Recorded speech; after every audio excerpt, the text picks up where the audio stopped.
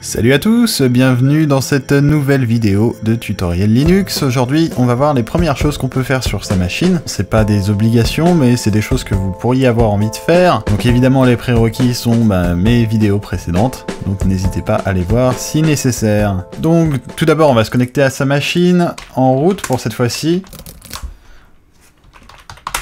Première chose à faire, ça va peut-être être de mettre à jour sa machine, donc avec apt-get update, puis apt-get upgrade.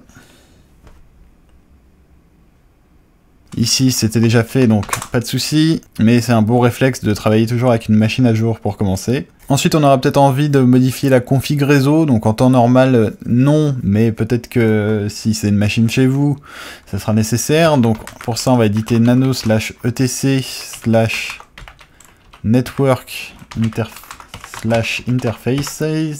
Et dans ce fichier, on a donc les paramètres de l'adresse IP. Alors ici, bon, c'est déjà bien configuré, hein, la plupart du temps, sur votre serveur, ça sera bien configuré aussi.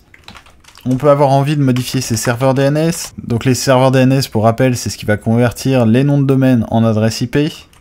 Donc ça, on va le trouver dans /etc/resolve.conf. Donc là, effectivement, on changerait bien ça. On va mettre juste ceux de Google, qui sont faciles à retenir.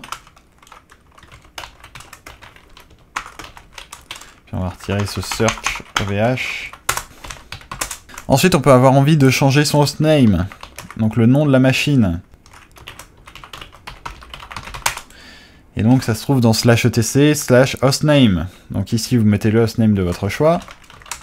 Et puis vous allez éditer nano etc hosts. Évidemment, si vous avez mis un nouveau nom, vous allez devoir changer donc tous les endroits où il y a l'ancien nom avec le nouveau nom.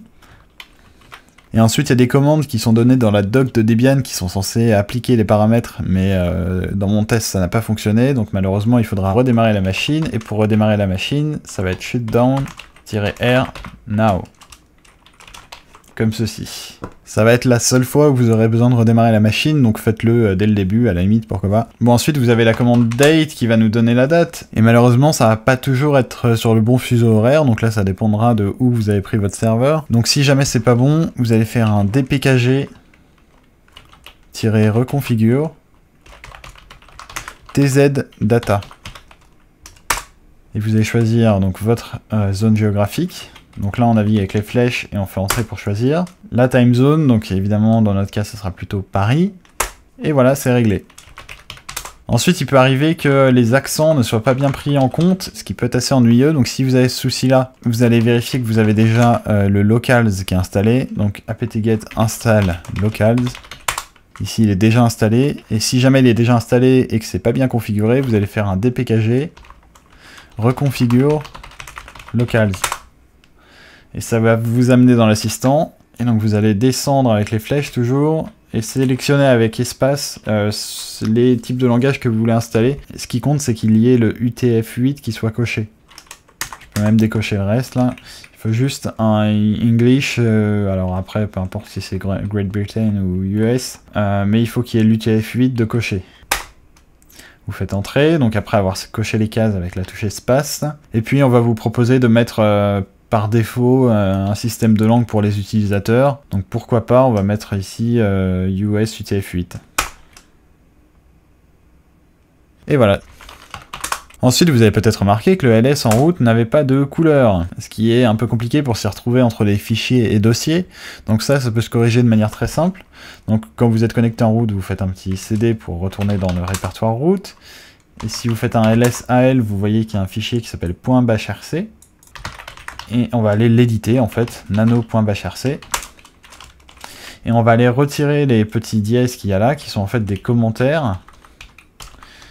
Pour rendre les lignes effectives, on retire donc les commentaires. On sauvegarde, CTRL-XY entrée pour rappel. Et puis ensuite on va exécuter ce fichier directement, donc .bashrc. Si je fais un ls de /etc, ça a pris en compte les modifications. On n'est pas obligé d'exécuter le bashrc, on peut aussi se déconnecter, reconnecter du SSH, mais avouez que ça a quand même plus la classe de l'exécuter. Donc .espace.bashrc. Ensuite, on peut avoir envie d'installer certains paquets qui sont vraiment essentiels. Donc un petit truc qui peut être bien pour ne pas être bloqué, c'est d'accepter d'installer des librairies 32 bits qui vont permettre sur un système 64 bits d'exécuter des choses en 32 bits, avec notamment les librairies glibc, dont vous risquez peut-être d'entendre parler à un moment donné. Donc pour accepter ça, on va faire un dpkg-add architecture i386. Ensuite, ça, pour que ça soit pris en compte, il faut faire un apt-get update. Dans tous les cas, avant d'installer quoi que ce soit, on fait un apt-get update, histoire d'avoir des paquets à jour qui vont s'installer. Voilà. Et puis alors là, je vous ai mis une petite liste de choses qui sont sympas à installer. Donc évidemment, il y a Nano, mais normalement à ce point, vous l'avez déjà installé si vous ne l'aviez pas. wget qui permet de télécharger des fichiers tout simplement. Zip et unzip qui permettent de zipper des programmes. bzip2 qui permettent de zipper des fichiers au format bzip2, ce qui est essentiel sous Linux. Linux kernel headers qui va vous rajouter quelques commandes qui peuvent être utiles. Tmux qui va en gros permettre de lancer des programmes dans un sous-processus qu'on peut quitter et qui tourne du coup en tâche de fond, qui va aussi nous permettre d'avoir une gestion des fenêtres plus ou moins en SSH. CA Certificates qui va vous permettre d'authentifier ou non les certificats TLS, donc tout ce qui est encrypté, donc les HTTPS et tout ça. Ensuite il y a curl qui est une alternative à wget qui va permettre de télécharger des fichiers ou de télécharger des parties de pages web, ce genre de choses, c'est vachement utile. On a évidemment le local, ce qu'on a vu juste avant, donc c'est bien de l'avoir installé. Et DNS utils, en fait, il n'y en a pas nécessairement besoin. J'aurais dû le retirer de la liste. Donc on installe ceci. Là, comme il y a des dépendances qui sont nécessaires à certains programmes, on vous demande confirmation, donc vous faites juste entrer.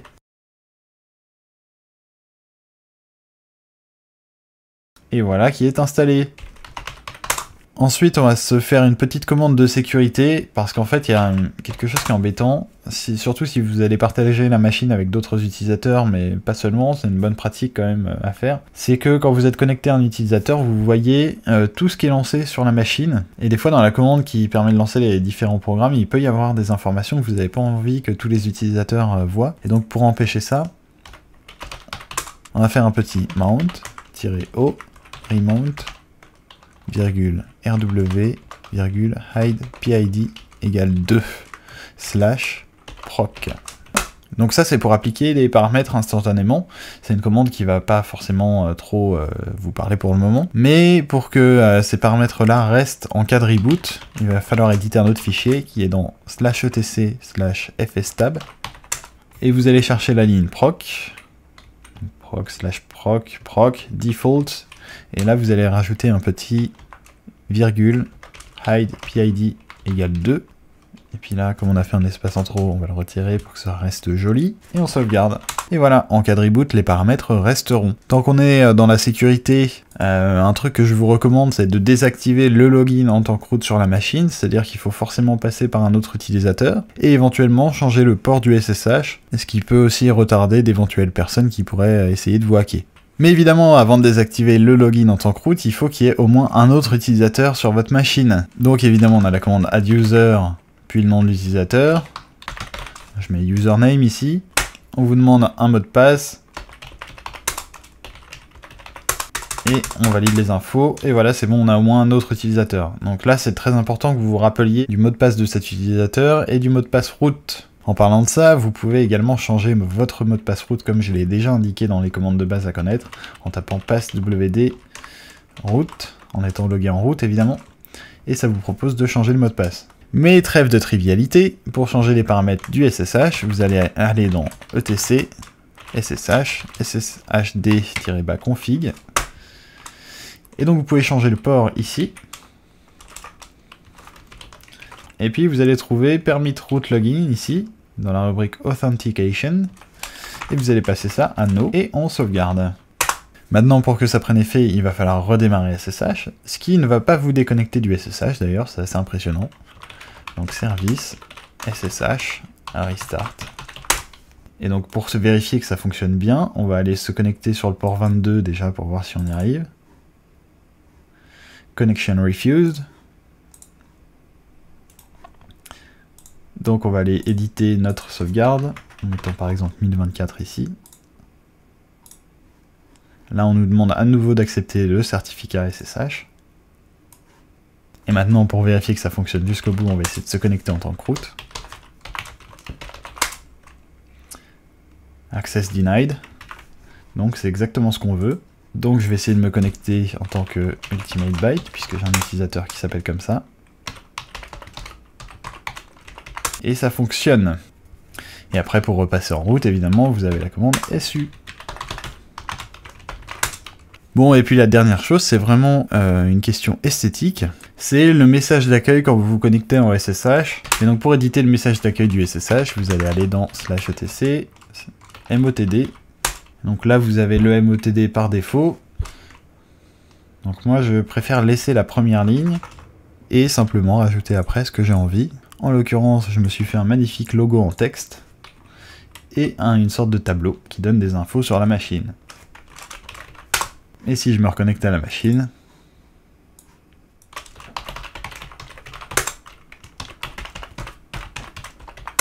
je vois le magnifique écran d'accueil. N'est-ce pas merveilleux? Et il va falloir quand même que j'efface en post-traitement mon login. Donc ça d'ailleurs, voir la dernière connexion qui s'est faite, ça peut être pratique pour voir si quelqu'un se serait pas connecté sans que vous le sachiez. Mais si vous le souhaitez, évidemment, dans la config SSH, /etc sshd-config, vous avez un paramètre quelque part que je vais essayer de retrouver qui vous permet évidemment de masquer la dernière connexion. Voilà, et ça va être le print last log que vous passez à no. Chose que j'aurais dû faire pour mes tutos, mais j'aime bien l'avoir affiché. Bon, et puis tant que j'y pense, en fait, on va pas s'arrêter là, je vais vous donner un bonus, c'est si vous avez un nom de domaine, redirigez un sous-domaine vers votre IP de serveur, voire le domaine complet si jamais vous allez héberger votre site principal sur la machine. Donc évidemment, vous allez vous connecter dans votre panel de gestion du nom de domaine, vous allez donc sur votre nom de domaine et vous allez changer quelque chose dans la zone DNS. Vous allez avoir besoin de l'IP de votre serveur sous la main. Donc moi je vais la chercher dans mon Beauty, c'est le plus simple là pour l'instant. Et vous allez ajouter une entrée DNS de type A. Donc si vous voulez rediriger le domaine principal, ici vous mettez rien. Mais en l'occurrence ici je vais faire un sous-domaine. Par exemple machine2.terrageek.org. On rentre l'IP, on fait next, on valide. Et du coup dans votre Beauty et partout où vous aurez besoin de rentrer l'IP de votre serveur, au lieu de mettre l'IP, vous pourrez mettre ici le nom de domaine qui sera bien plus facile à retenir que l'IP. Et la redirection est déjà effective, c'est ça qui est merveilleux. Voilà pour aujourd'hui, et du coup, j'ai 3 fenêtres SSH d'ouvertes, c'est merveilleux, je me sens comme à la maison. Vous avez donc maintenant un certain nombre de clés en main pour bien démarrer avec votre serveur. Donc si ça vous a été utile, pensez à mettre un petit like. Si vous en voulez d'autres, pensez à souscrire. Vous pouvez bien sûr me soutenir via Tipeee, ou bien soutenir notre communauté de geeks via terrageek.org/donation. Et sur ce, moi je vous dis à très bientôt, la bise!